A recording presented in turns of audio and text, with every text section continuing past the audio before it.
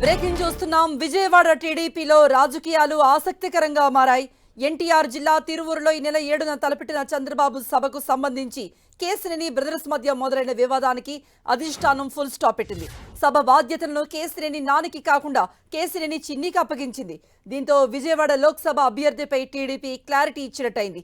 దీనిపై కేసినేని నాని తాజాగా చేసిన ట్వీట్ చర్చనీయాంశమైంది. చంద్రబాబు ఆదేశాల మేరకు తిరువూరు సభకు వేరే వారిని ఇన్ఛార్జిగా నియమించినట్టుగా చెప్పారన్నారు కేసినేని నాని.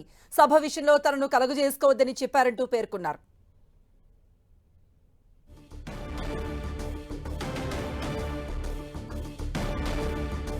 అయితే కేసినేని నాని ట్వీట్ పై కేసినేని చిన్ని స్పందించారు.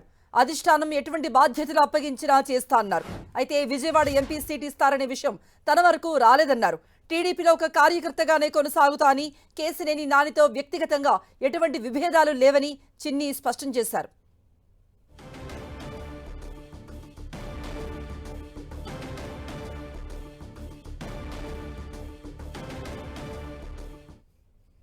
మెజార్టీ స్థానాల్లో టీడీపీని గెలిపించడమే లక్ష్యంగా పనిచేస్తా అంటున్న కేసినేని చిన్నితో మా ప్రతినిధి జయరాజ్ ఫేస్ టు ఫేస్.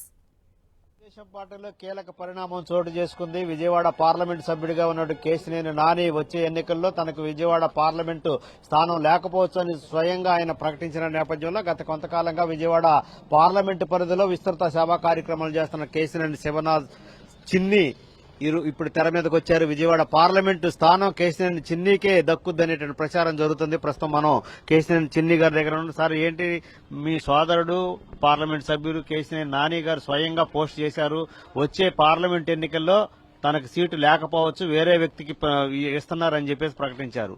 అంటే కేసినేని నాని గారి ప్లేస్ లో కేసినేని చిన్ని గారు వస్తారని అనుకోవచ్చా? సార్, నేను తెలుగుదేశంలో కార్యకర్తని. ఇటువంటి విషయాలు నాకు తెలిసే అవకాశమే లేదు. కాబట్టి నేను అనేది ఒకటే, అధిష్టానం చూసుకునే విషయాలు మీరు నన్ను అడగొద్దు. ప్లస్ రెండోది, ఆ ట్వీట్ ఆయన చేశారు కాబట్టి వారిని అడిగితే తెలుస్తుందేమో, మరి నాకైతే తెలియదు. ప్రస్తుతం నా యొక్క బాధ్యత తెలుగుదేశం పార్టీ తిరువూరులో నిర్వర్తించే చంద్రబాబు నాయుడు గారి సభని విజయవంతం చేయటం మా అందరి నాయకులు కార్యకర్తలకే ముఖ్య ఉద్దేశం. ఇప్పుడు మీకు అధిష్టానం ముఖ్యంగా లోకేష్ గారి నుంచి స్పష్టమైన హామీ ఉంది, విజయవాడ పార్లమెంట్ సీటుని కేసినేని చిన్ని గారికే ఇస్తారని స్పష్టమైన హామీ తీసుకున్న తర్వాత మీరు పూర్తి స్థాయిలో ఈ కార్యక్రమాలు గాని మిగతా యాక్టివిటీ గాని చేస్తున్నారని ప్రచారం. సార్, నేను 2 సంవత్సరాల నుంచి చేస్తున్నాను, ఇవాళ కొత్తగా చేయట్లేదు. 2 సంవత్సరాల నుంచి కూడా పార్టీ కార్యకర్తలు నాయకులతో కలిసి సర్వీస్ ప్రోగ్రామ్స్ చేసుకుంటూనే వెళ్తున్నాను. అడపా పార్టీ కార్యక్రమాల్లో కూడా ఉంటున్నాను. అట్లాగే నన్ను పార్టీ చేయమన్న బాధ్యతను నిర్వర్తిస్తున్నాను.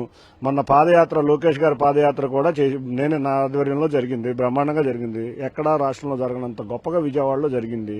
కాబట్టి పార్టీ ఆదేశించే అనుసారాల ప్రకారం పార్టీ కార్యక్రమాల్లో పార్టిసిపేట్ చేస్తాను. నేనైతే మాత్రం లోకేష్ గారి దగ్గర ఏమిటువంటి హామీ నాకైతే తెలియదు. నేను అధిష్టాన వర్గంతో మాట్లాడలేదు. లోకేష్ గారి అండదండలు మీకు, మీ సోదరుడు నాని గారికి చంద్రబాబు నాయుడు గారి అండదండలు 2 వర్గాలుగా విడిపోయింది పార్టీ పరంగా అనేటటువంటి ప్రచారం జరుగుతుంది.